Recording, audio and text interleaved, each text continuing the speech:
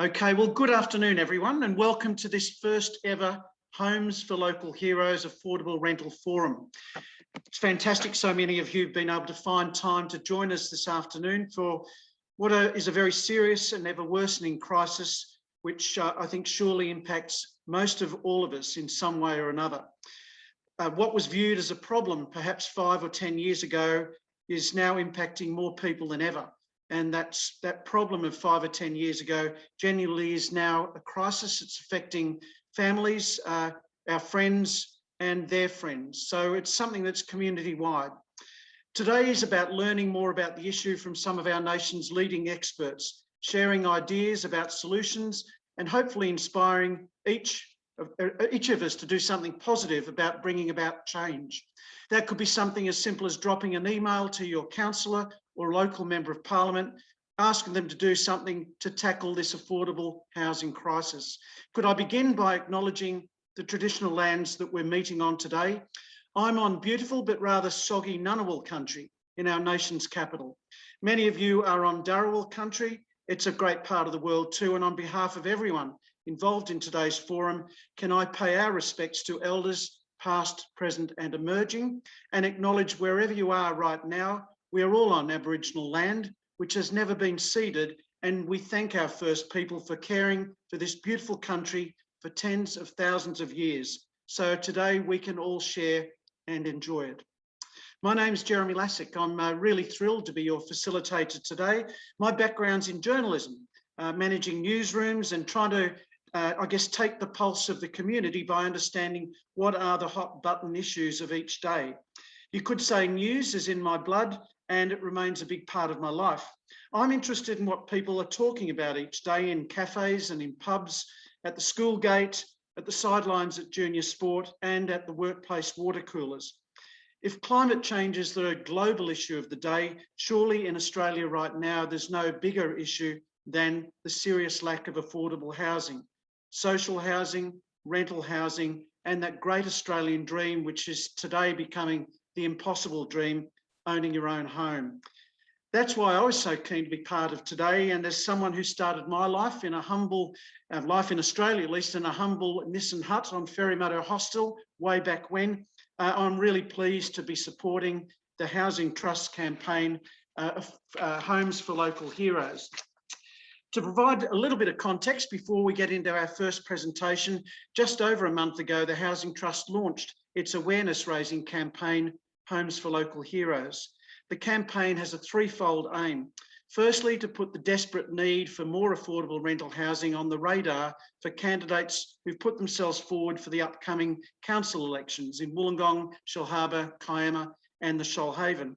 And in the past few weeks, the Housing Trust has briefed councillors who are already in council and those standing perhaps for the first time. They've also surveyed the councillors or would-be councillors on their views on affordable housing. The second aim of Homes for Local Heroes is to help educate all of us who are voting on the 4th of December on the size of the issue here in this region and the actions that councils can take if they want to take action to ease the crisis. And third, perhaps the most important aim, is to help destigmatise the image we too often associate with those who need affordable housing. There's this dreadful misconception that those people are dropouts or druggies or just down-out losers. As you'll hear today, these people are just like you and me.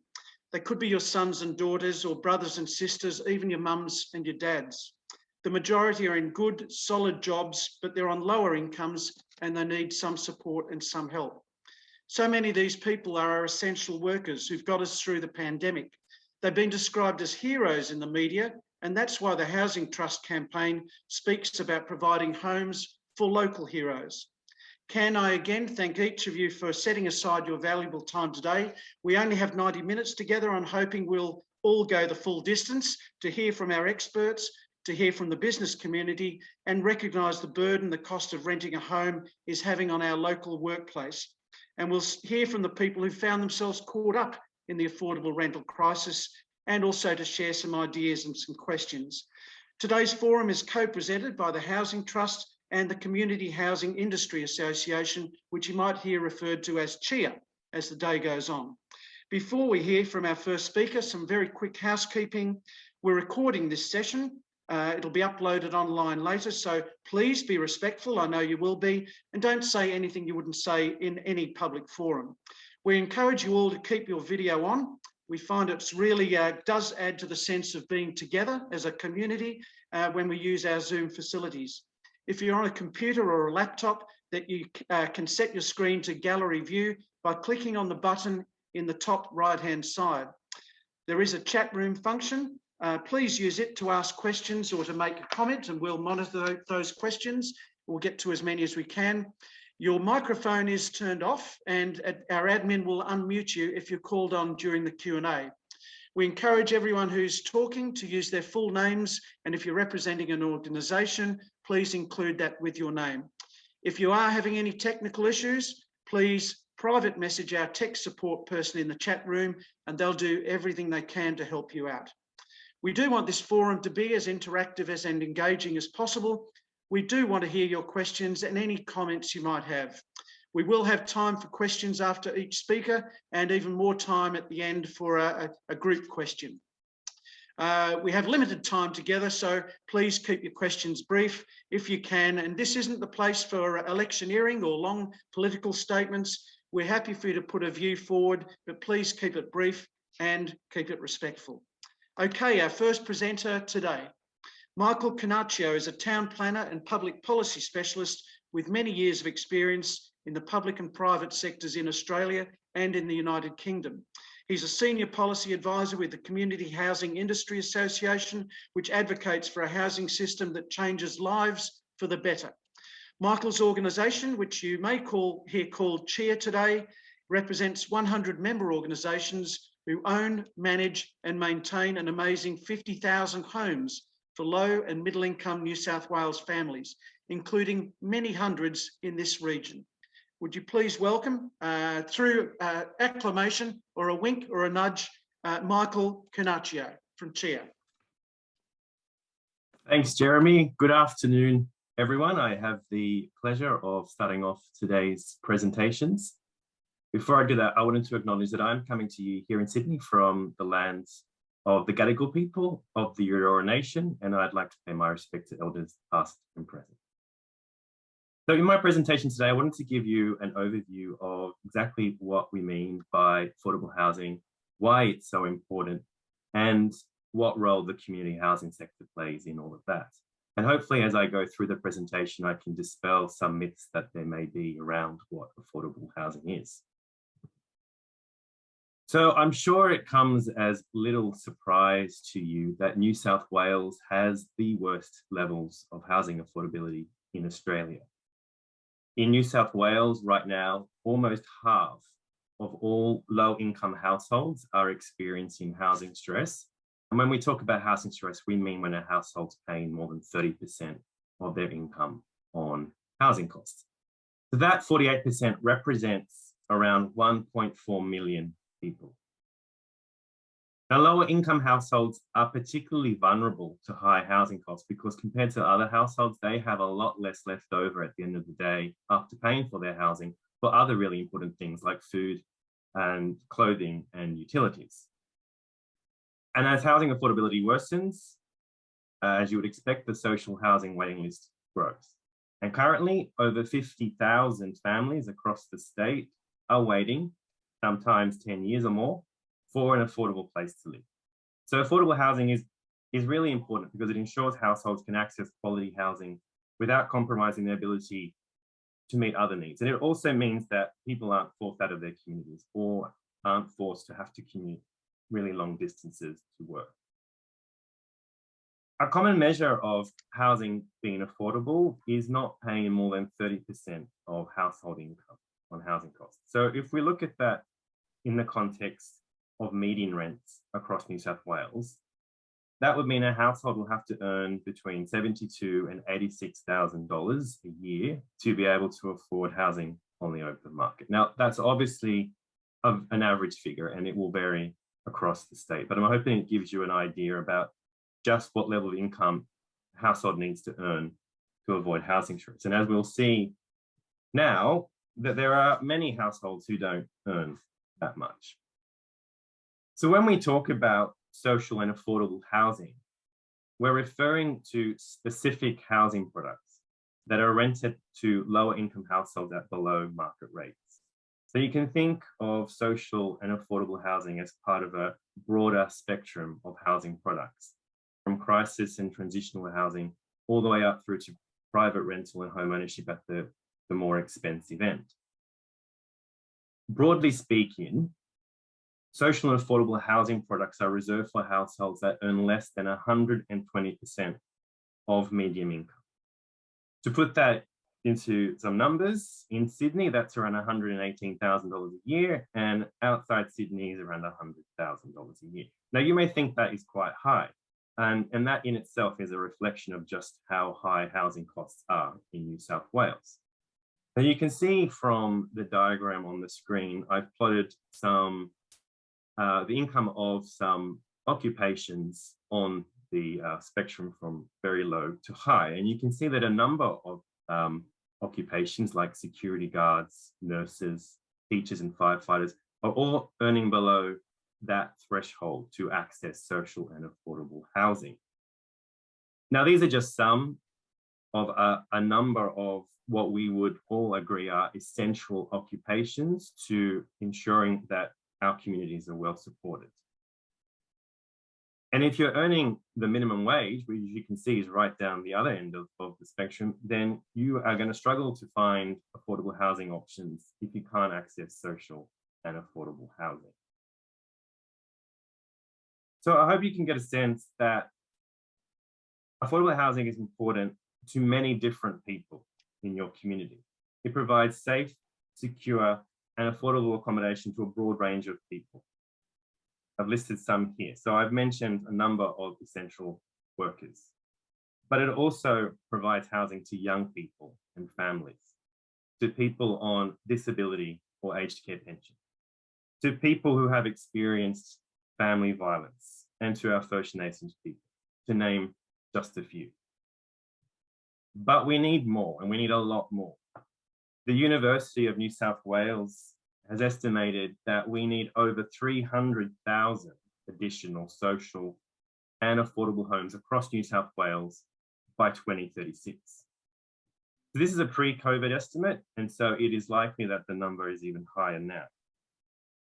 So we often hear the argument that all we really need to do is increase the number of homes that are being built, and that will solve the affordability issue. Now, whilst it's obviously important that we build enough homes to meet demand, that in and of itself is not going to be enough to make sure that there is housing that is affordable to people on lower incomes. If you think about the last 5 or 10 years, we've had really high levels of housing completions, in some years record levels, and yet housing affordability has worsened, and the number of homes that are available to low income households has only gone down. So to be effective, we really need targeted interventions that are specifically aimed at increasing the amount of social and affordable housing products specifically. So I'm conscious of time, so I'm not going to dwell on this slide for too long, but I wanted to make the point that all levels of government have a role to play in supporting the delivery of social and affordable housing. So yes, national and state governments clearly have a responsibility, whether that's through providing funding or through monetary policy settings, or through establishing the planning framework, or through the direct delivery of new supply. But what you can see from the bottom of this chart here, and what is the focus of today's forum, is that local councils have a lot of levers themselves that they can use to directly support affordable housing in their local communities. And Michelle will cover off on some of these in the next presentation. But before we get there, I wanted to give you an overview of the community housing sector and the role that it provides. The community housing providers build and manage both social and affordable rental housing, and that's often in partnership with state and local government. There are around 170 registered CHPs in New South Wales of varying sizes, and across these organisations there are a range of skills and expertise and experience delivering a broad range of housing products and services. As we heard earlier, collectively CHPs own and manage over 51,000 properties. A lot of these properties are government-owned social housing properties that CHPs manage on behalf of the New South Wales government. And in total, CHPs manage about a third of publicly owned social housing. But CHPs also deliver their own housing products. And since 2012, the sector's delivered more than 4,400 new affordable dwellings across New South Wales. Now, I just want to impress on you that the housing that's being delivered by community housing providers today isn't the sort of housing that you may think about when you picture older style public housing estates. This is modern, purpose-built housing built to a really high standards. And on the screen, I've shown just a small fraction of the schemes that have been built recently. The CHP has a lot of development experience, and this experience means that they're very well placed to work with local councils to identify opportunities and to deliver new affordable housing. And they bring a number of benefits to the table. The community housing sector is very highly regulated. So in New South Wales, they're overseen by the Register of Community Housing. And under this regulatory framework, it ensures that CHPs operate and maintain very high standards of service. Also, unlike private developers, the sector's charitable status means that it's exempt from GST, land tax, and stamp duty. And what this means is that it's cheaper for CHPs to build affordable housing than it would be for a for-profit developer, for example. And so what this means in practice is that any investment in social and affordable housing can go further. And as well as building bricks and mortar, CHPs also invest in their communities through a range of support services, such as community building projects and employment and education assistance programs. So in a moment, you will hear more about the practical steps that councils can take to support new affordable housing. I wanted to end my presentation with some examples of how community housing sector providers can help councils do this. And there are many examples of CHPs working closely with councils through a range of different partnerships. And I've shown here some of the more common types. So partnerships can take the form of joint ventures between councils and community housing providers, which are the basis of the first two examples that you can see here. And joint ventures are where CHPs part fund and deliver projects with councils. So the first example here is of a Sydney-based CHP, Bridge Housing, who jointly purchased an existing apartment building with Waverley Council in Sydney. And that building was then refurbished to provide affordable housing for the local community. The second example is another CHP up in the Griffith area, Argyle Housing, who is working with Griffith Council to deliver new purpose-built housing on council-owned land. And where councils establish affordable housing programs, they typically work with a CHP to manage the properties on the council's behalf. So this means that the council doesn't have to concern itself with all the logistics involved in managing affordable housing. And in some cases, councils give funding directly to CHPs to build and own the affordable housing themselves on the proviso that that housing is retained as affordable. And what this has a multiplier effect. So what this does is it helps CHPs, it gives CHPs an asset which they can then use to build even more supply into the future. And then finally, a very simple way that councils can start to build partnerships is just to start having conversations with CHPs about housing issues in the local area and challenges and opportunities for how affordable housing can be increased. This could take the form of task force, or as Tamworth Council has set up, a regional housing forum. So I'm going to leave my presentation next. I know we've got a number of other great presentations to come. Thank you for your time, and I think we've got a little bit of time now for some questions. Thanks very much, Michael. Great presentation, some great examples there at the end. We haven't been knocked over in the rush with questions, so I'll throw one at you, knowing Michelle's going to focus on local government and what councils can do. But recently, the opening of some amazing new housing in Corrimal that the Housing Trust has been working to deliver. We met a developer who sees the benefits as a developer and as a member of the community in getting involved in these sort of projects. So are we seeing a turn around where, whether it be through social conscience or actually being able to make some money out of a project where developers are turning away from just being totally profit driven to seeing the need for some community benefit, being good corporate citizens? So I think there's a large spectrum. I do think some developers are very socially minded and do work very closely with the community housing sector to deliver homes on, whether it's on their sites or elsewhere. And so I think there's willingness. I think the concern amongst the private sector is that they don't want to feel like they're having to pay a tax towards affordable housing. So I think it's a challenge that we need to work through. Terrific. Well, don't be shy, folks. That chat room is yours, or wave a hand if you really want to say something. I'll try and find you in the crowd.